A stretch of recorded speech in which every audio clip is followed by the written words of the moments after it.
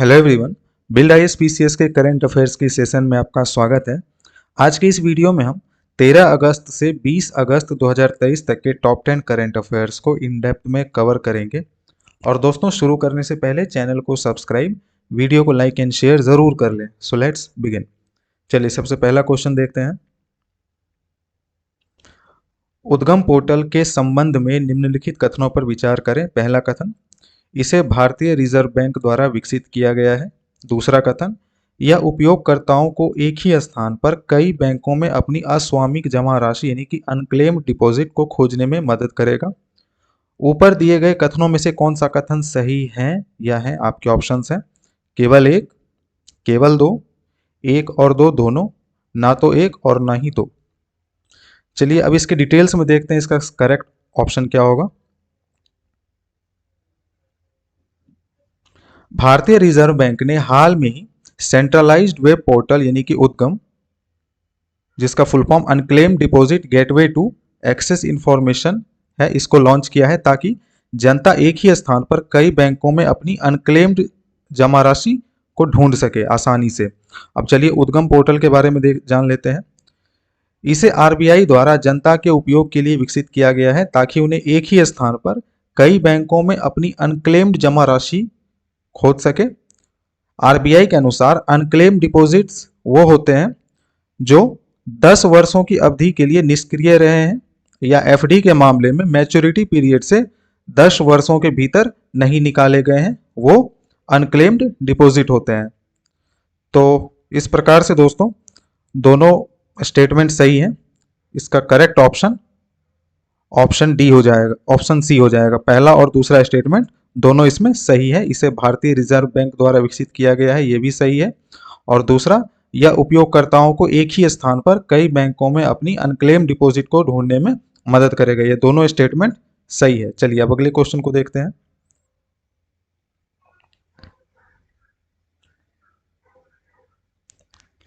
PM Vishwakarma योजना के संदर्भ में निम्नलिखित कथनों पर विचार करें। पहला कथन, यह केंद्र सरकार की योजना है। इसका उद्देश्य कारीगरों के उत्पादों और सेवाओं की पहुंच के साथ साथ गुणवत्ता में सुधार करना है। तीसरा कथन, यह प्रति कारीगर को 1 करोड़ रुपए तक की क्रेडिट सहायता प्रदान करेगा। ऊपर दिए गए कथनों में से कितने कथन सही हैं? पहला ऑप्शन केवल एक, दूसरा ऑप्शन सिर्फ दो, तीसरा ऑप्शन सभी तीन, चौथा ऑप्शन कोई नहीं। चलिए अब इसके डिटेल्स में देख लेते हैं कौन कौन से स्टेटमेंट्स इसमें सही है।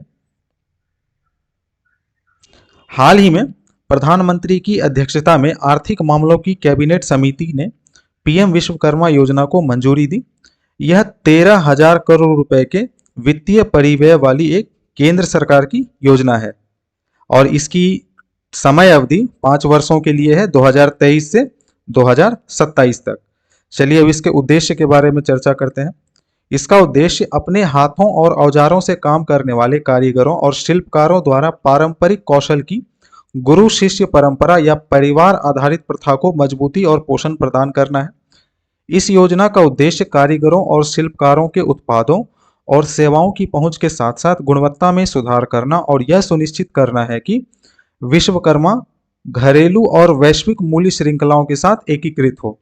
इस योजना के तहत कारीगरों और शिल्पकारों को पीएम विश्वकर्मा प्रमाण पत्र और आईडी कार्ड के माध्यम से मान्यता प्रदान की जाएगी और 5% की रियायती ब्याज के दर के साथ साथ पहली किस्त में 1 लाख रुपए और दूसरी किस्त में 2 लाख रुपए यानी कि टोटल 3 लाख रुपए का क्रेडिट इसमें दिया जाएगा। ये आप ध्यान रखेंगे विश्वकर्मा योजना के अंतर्गत।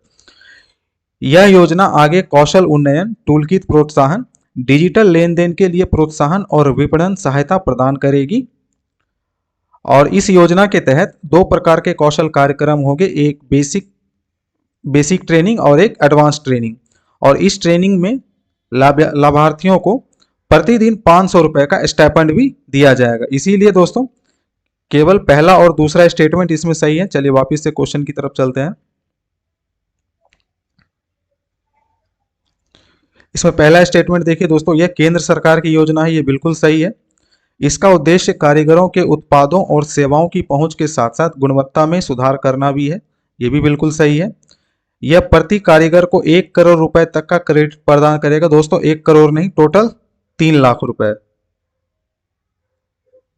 पहली किस्त में 1 लाख और दूसरी किस्त में 2 लाख। चलिए नेक्स्ट क्वेश्चन की तरफ चलते हैं।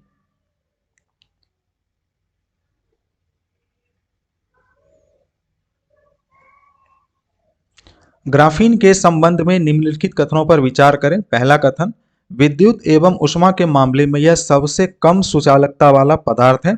दूसरा कथन, यह सबसे पतला एवं मजबूत पदार्थ है। ऊपर दिए गए कथनों में से कौन सा कथन सही है? यह है आपके ऑप्शन है केवल एक, केवल दो, एक और दो दोनों, ना तो एक और ना ही दो। चलिए अब इसके डिटेल्स में देख लेते हैं इसका कौन कौन सा करेक्ट ऑप्शन है।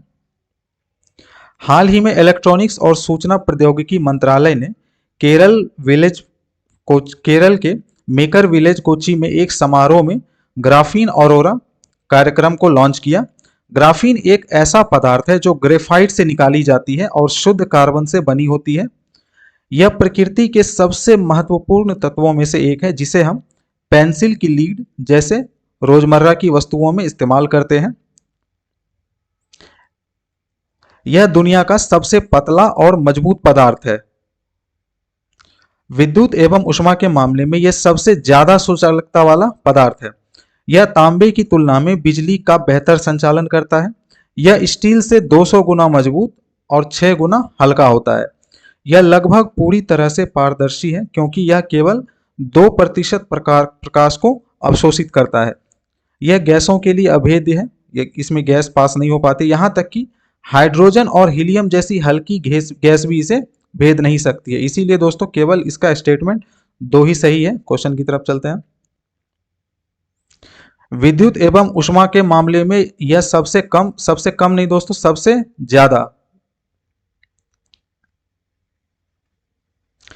ज्यादा सुचालकता वाला पदार्थ है और दूसरा स्टेटमेंट इसमें बिल्कुल सही है, तो इसमें सिर्फ ये सही हो जाएगा। चलिए अगले क्वेश्चन की तरफ चलते हैं। मरमंस्क बंदरगाह के संबंध में निम्नलिखित कथनों पर विचार करें। पहला कथन, यह रूस के सबसे बड़े आइस फ्री बंदरगाहों में से एक है। दूसरा कथन, यह बेरेंट्स सागर के तट पर कोला प्रायद्वीप पर स्थित है। ऊपर दिए गए कथनों में से कौन सा कथन सही है? यह है आपके ऑप्शन है केवल एक, केवल दो, एक और दो दोनों, ना तो एक और ना ही दो। चलिए अब इसके डिटेल्स में इसका करेक्ट ऑप्शन देखते हैं। मरमंस्क का बंदरगाह रूस के सबसे बड़े आइस फ्री बंदरगाहों में से एक है। यह बेरेंट्स सागर के तट पर कोला प्रायद्वीप पर स्थित है। यह मॉस्को से लगभग 2000 किलोमीटर उत्तर पश्चिम में स्थित है। इसलिए दोस्तों इसका दोनों स्टेटमेंट सही है। यह रूस के सबसे बड़े आइस फ्री बंदरगाहों में से एक है, यह भी सही है। यह बेरेंट्स सागर के तट पर कोला प्रायद्वीप पर स्थित है, यह भी सही है। इस प्रकार से दोस्तों इसका करेक्ट ऑप्शन सी हो जाएगा। चलिए अगले क्वेश्चन को देखते हैं। नंदाकिनी नदी निम्नलिखित में से किस नदी की सहायक नदी है? आपके ऑप्शंस हैं ब्रह्मपुत्र, सिंधु, गंगा, कृष्णा। चलिए अभी इसके डिटेल्स में इसका करेक्ट ऑप्शन देखते हैं। सबसे पहले देखते हैं दोस्तों नंदाकिनी नदी चर्चा में क्यों थी। लगातार बारिश के कारण हाल ही में उत्तराखंड के चमोली के नंदानगर क्षेत्र में नंदाकिनी नदी का जलस्तर खतरे के निशान से ऊपर पार कर गया। अब चलिए नंदाकिनी नदी के बारे में जानते हैं। नंदाकिनी गंगा नदी की प्रमुख सहायक नदियों में से एक है। इसका उद्गम नंदा देवी अभयारण्य जो कि उत्तराखंड में स्थित है, नंदा घुंटी के नीचे ग्लेशियरों से निकलकर नदी नंद प्रयाग में अलकनंदा में मिलती है, जो अलकनंदा पर पंच प्रयागों या पवित्र संगमों में से एक है। यह उत्तराखंड के चमोली जिले से होकर बहती है। मुख्य रूप से गढ़वाल क्षेत्र में नंद प्रयाग में अलकनंदा नदी के साथ विलय होने से पहले लगभग 105 किलोमीटर की दूरी तय करती है। इस बिंदु पर नंदाकिनी और अलकनंदा का संयुक्त जल गंगा नदी का निर्माण करता है। यह नंदा देवी त्रिशूल और कामेट सहित राजसी हिमालयों चोटियों से घिरा हुआ है। इसलिए दोस्तों इसका करेक्ट ऑप्शन सी हो जाएगा। नंदाकिनी नदी गंगा नदी की सहायक नदी है। चलिए अगले क्वेश्चन को देखते हैं।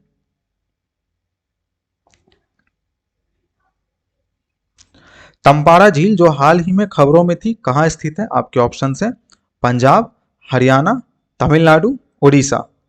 चलिए अब इसकी डिटेल्स में दोस्तों इसका करेक्ट ऑप्शन देखते हैं। सबसे पहले देखते हैं ये चर्चा में क्यों थी। हाल ही में नेशनल ग्रीन ट्रिब्यूनल पूर्वी क्षेत्र ने ओडिशा सरकार को तमपाड़ा झील और उसके आसपास अवैध निर्माण को बंद करने का निर्देश दिया है। यह ओडिशा राज्य की सबसे बड़ी ताजे पानी की झीलों में से एक है। ओडिशा राज्य में ये है। यहाँ पक्षियों की कम से कम 60 प्रजातियां, मछलियों की 46 प्रजातियां, फाइटोप्लैंक्टन की कम से कम 48 प्रजातियां और स्थलीय पौधों और माइक्रोफाइट्स की 7 से अधिक प्रजातियां इसमें पाई जाती हैं। इसे 2010 में पर्यावरण, वन और जलवायु परिवर्तन मंत्रालय द्वारा तैयार किए गए वेटलैंड्स में रखा गया था। इस प्रकार से दोस्तों इसका करेक्ट ऑप्शन डी ओडिशा हो जाएगा। तमपाड़ा झील ओडिशा में है। चलिए अगले क्वेश्चन को देखते हैं। विटामिन के संबंध में निम्नलिखित कथनों पर विचार करें। पहला कथन, यह विटामिन वसा में घुलनशील है जो प्राकृतिक रूप से मानव शरीर में नहीं पाया जाता है। दूसरा कथन, यह विभिन्न प्रोटीन को बनाने में मदद करता है जो रक्त के थक्के जमने और हड्डियों के निर्माण के लिए आवश्यक होते हैं। ऊपर दिए गए कथनों में से कौन सा कथन सही है या है? आपके ऑप्शंस हैं केवल एक, केवल दो, एक और दो दोनों, ना तो एक और ना ही दो। चलिए दोस्तों अब इसके डिटेल्स में इसका करेक्ट ऑप्शन देखते हैं।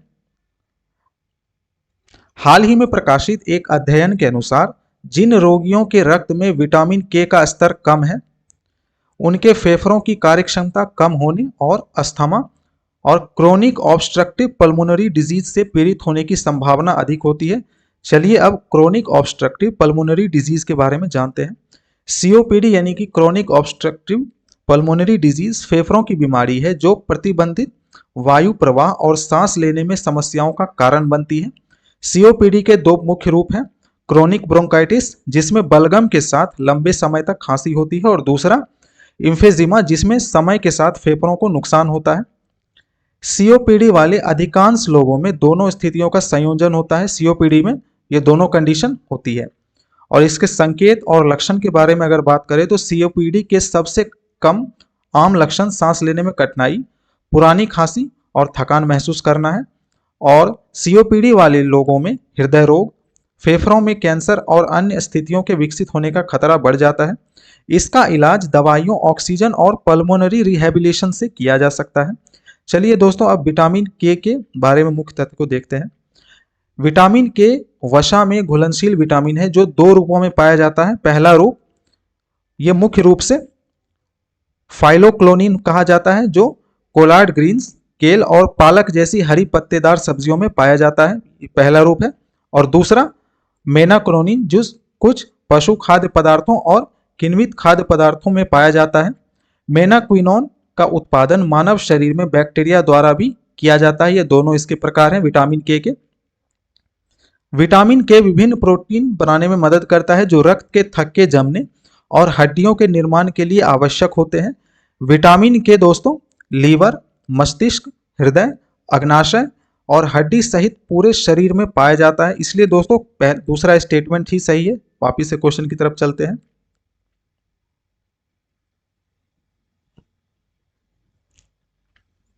यह विटामिन वसा में घुलनशील है जो प्राकृतिक रूप से मानव शरीर में नहीं पाया जाता। ये दोस्तों स्टेटमेंट बिल्कुल गलत है। मानव शरीर में पाया जाता है, अभी हमने देखा।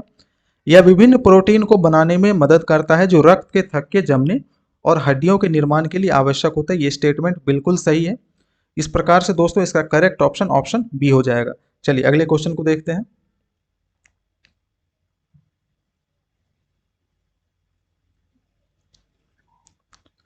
नाइजर के संदर्भ में निम्नलिखित कथनों पर विचार करें। पहला कथन, यह पूर्वी अफ्रीका में एक भूमि से घिरा उप सहारा देश है। दूसरा कथन, नाइजर की आधिकारिक भाषा फ्रेंच है। तीसरा कथन, यह बहुदलीय प्रणाली वाला एक अर्धराष्ट्रपति गणतंत्र है। उपरोक्त में से कितने कथन सही हैं? पहला ऑप्शन केवल एक, दूसरा सिर्फ दो, तीसरा सभी तीन, चौथा कोई नहीं। चलिए दोस्तों इसके डिटेल्स में इसके करेक्ट ऑप्शन को देखने की कोशिश करते हैं। भारत के विदेश मंत्रालय ने हाल ही में सैन्य तख्तापलट के बाद भारतीय नागरिकों से नाइजर छोड़ने का आग्रह किया। ये इसलिए चर्चा में क्योंकि वहां पर सैन्य तख्तापलट हुआ है। नाइजर के बारे में हम जानते हैं। नाइजर आधिकारिक तौर पर नाइजर गणराज्य पश्चिमी अफ्रीका में एक भूमि से घिरा उपसहारा देश है। इसके सीमावर्ती देशों की अगर हम बात करें तो उत्तर पश्चिम में अल्जीरिया, उत्तर पूर्व में लीबिया, पूर्व में चाड, दक्षिण में नाइजीरिया और बेनिन, पश्चिम में बुर्किना फासो और माली से यह नाइजर घिरा हुआ है। देश का नाम नाइजर नदी से लिया गया है जो इसके क्षेत्र के दक्षिण पश्चिमी भाग से होकर बहती है और इसकी राजधानी दोस्तों नियामी है। अपने औपनिवेशिक इतिहास के कारण नाइजर की आधिकारिक भाषा फ्रेंच है। यह बहुदलीय प्रणाली वाला एक अर्धराष्ट्रपति गणतंत्र है। राष्ट्रपति राज्य का प्रमुख होता है और उसके पास महत्वपूर्ण कार्यकारी शक्तियां होती हैं। प्रधानमंत्री सरकार का प्रमुख होता है और राष्ट्रपति द्वारा नियुक्त किया जाता है। इसलिए दोस्तों इस क्वेश्चन का केवल दूसरा और तीसरा स्टेटमेंट ही सही है। वापिस से क्वेश्चन की तरफ चलते हैं। इसका दोस्तों दूसरा स्टेटमेंट को अगर देखें, नाइजर की आधिकारिक भाषा फ्रेंच है, ये बिल्कुल सही है। यह बहुदलीय प्रणाली वाला एक अर्धराष्ट्रपति गणतंत्र है, ये भी बिल्कुल सही है। और दोस्तों इसमें पहला स्टेटमेंट गलत है। तो इस प्रकार से दोस्तों सिर्फ 2 स्टेटमेंट ही इसमें सही है। चलिए अगले क्वेश्चन को देखते हैं। बाल गंगाधर तिलक के संदर्भ में निम्नलिखित कथनों पर विचार करें। पहला कथन, उन्हें छुआछूत और बाल विवाह जैसी सामाजिक बुराइयों के उन्मूलन का समर्थन किया। उन्होंने राष्ट्रवादी विचारों के प्रसार के लिए अपने समाचार पत्र अंग्रेजी में केसरी और मराठी में मराठा का प्रयोग किया। तीसरा कथन, 1916 में उन्होंने मोहम्मद अली जिन्ना के साथ लखनऊ समझौता किया जिसने राष्ट्रवादी संघर्ष के हिंदू मुस्लिम एकता प्रदान की। उपरोक्त में से कितने कथन सही हैं? पहला ऑप्शन केवल 1, दूसरा सिर्फ 2, तीसरा सभी 3 और चौथा कोई नहीं। चलिए दोस्तों अब इसके डिटेल्स में इसके करेक्ट ऑप्शन को देखते हैं। हाल ही में प्रधानमंत्री नरेंद्र मोदी को लोकमान्य तिलक राष्ट्रीय पुरस्कार से सम्मानित किया गया। चलिए अब लोकमान्य तिलक राष्ट्रीय पुरस्कार के बारे में जानते हैं।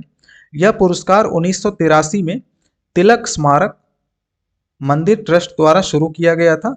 यह पुरस्कार हर साल 1 अगस्त को लोकमान्य तिलक की पुण्यतिथि पर देश की प्रगति और विकास के लिए काम करते हुए उल्लेखनीय और असाधारण योगदान वाले व्यक्तियों को दिया जाता है। अब चलिए लोकमान्य तिलक के बारे में कुछ तथ्य को देख लेते हैं। बाल गंगाधर तिलक, जिन्हें आमतौर पर लोकमान्य तिलक के नाम से जाना जाता है, भारतीय स्वतंत्रता आंदोलन के दौरान एक प्रमुख भारतीय राष्ट्रवादी, स्वतंत्रता सेनानी, समाज सुधारक और राजनीतिक नेता थे। वह आधुनिक भारत के प्रमुख वास्तुकारों में से एक थे और भारत के लिए स्वराज या स्वशासन के सबसे मजबूत समर्थक थे। वह अपने नारे के लिए जाने जाते हैं, स्वराज मेरा जन्मसिद्ध अधिकार है और मैं इसे लेकर रहूंगा, और ये कई कॉम्पिटिटिव एग्जाम में पूछा गया है। उनका जन्म केशव गंगाधर तिलक के रूप में हुआ था और उनके अनुयायियों ने उन्हें लोकमान्य की उपाधि दी, जिसका अर्थ है वह जो लोगों द्वारा पूजनीय है। ब्रिटिश सरकार ने उन्हें भारतीय अशांति का जनक भी कहा है, यह आप याद रखेंगे। वह वर्ष 1890 में भारतीय राष्ट्रीय कांग्रेस पार्टी में शामिल हो गए। उन्होंने 1916 से 18 में जीएस खाड़परे और एनी बेसेंट के साथ ऑल इंडिया होम रूल की स्थापना में मदद की। तिलक ने महाराष्ट्र, मध्य प्रांत और कर्नाटक और बरार क्षेत्र में अपनी होम रूल लीग शुरू की। तिलक एक लेखक और एक पत्रकार भी थे। उन्होंने राष्ट्रवादी विचारों के प्रसार के लिए अपने समाचार पत्र मराठी में केसरी और बाद में अंग्रेजी में मराठा का उपयोग किया। उन्होंने 1884 में पुणे में डेक्कन एजुकेशन सोसाइटी की स्थापना की। सोसाइटी ने फर्ग्यूसन कॉलेज और न्यू इंग्लिश स्कूल की स्थापना की, जिसने महाराष्ट्र में आधुनिक शिक्षा को बढ़ावा देने में महत्वपूर्ण भूमिका निभाई। बाल गंगाधर तिलक फर्ग्यूसन कॉलेज में गणित पढ़ाते थे। लोकमान्य तिलक सामाजिक सुधार के भी समर्थक थे। उन्होंने छुआछूत और बाल विवाह जैसी सामाजिक बुराइयों के उन्मूलन का सक्रिय समर्थन किया और महिलाओं के लिए शिक्षा को बढ़ावा दिया।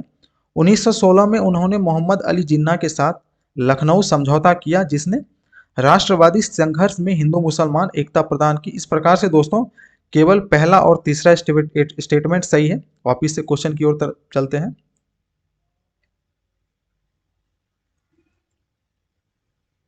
देखिए दोस्तों इसमें 3 स्टेटमेंट है।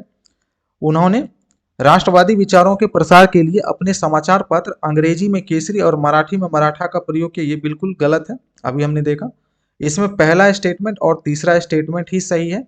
इस प्रकार से दोस्तों इसमें सिर्फ 2 स्टेटमेंट्स सही हैं। ऑप्शन 20 का करेक्ट ऑप्शन हो जाएगा।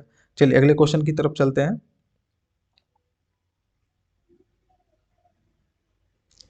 ग्रेट बैरियर रीफ के संबंध में निम्नलिखित कथनों पर विचार करें। पहला कथन, यह दुनिया की सबसे लंबी और सबसे बड़ी कोरल रीफ सिस्टम है और यूनेस्को द्वारा नामित विश्व धरोहर स्थल है। दूसरा कथन, यह ऑस्ट्रेलिया के उत्तर पूर्वी तट से दूर प्रशांत महासागर में स्थित है।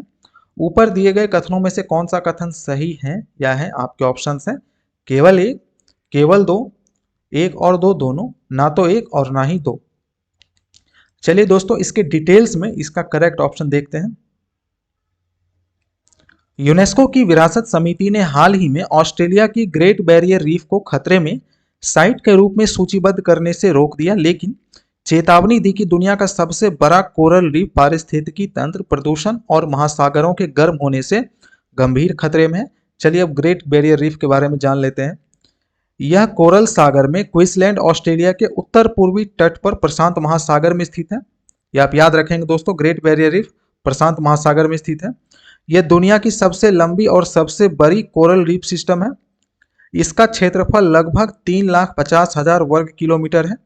यह विभिन्न आकारों और आकृतियों की 2500 से अधिक चट्टानों और 900 से अधिक द्वीपों से बना है।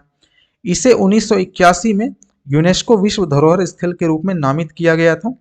ग्रेट बैरियर रीफ का अधिकांश भाग एक समुद्री संरक्षित क्षेत्र है, जिसका प्रबंधन ऑस्ट्रेलिया के ग्रेट बैरियर रीफ समुद्री पार्क प्राधिकरण द्वारा किया जाता है। इसलिए दोस्तों इसमें वापस से क्वेश्चन की तरफ अगर देखें तो इसमें दोनों स्टेटमेंट सही है। यह दुनिया की सबसे लंबी और सबसे बड़ी कोरल रीफ सिस्टम है और यूनेस्को द्वारा नामित विश्व धरोहर स्थल है। 1981 में इसको यूनेस्को विश्व धरोहर स्थल में शामिल किया गया था और यह ऑस्ट्रेलिया के उत्तर पूर्वी तट से दूर प्रशांत महासागर में स्थित है। इसमें दोनों स्टेटमेंट्स सही हैं। इसका करेक्ट ऑप्शन ऑप्शन सी हो जाएगा। तो चलिए मिलते हैं बिल्ड आईएएस के करंट अफेयर से अगले सेशन में। अगर आपको यह वीडियो अच्छा लगा तो प्लीज़ हमारे चैनल को सब्सक्राइब, वीडियो को लाइक एंड शेयर ज़रूर करें। आप हमसे टेलीग्राम के माध्यम से भी जुड़ सकते हैं, जिसका लिंक नीचे डिस्क्रिप्शन बॉक्स में दे दिया गया है। Thank you for watching.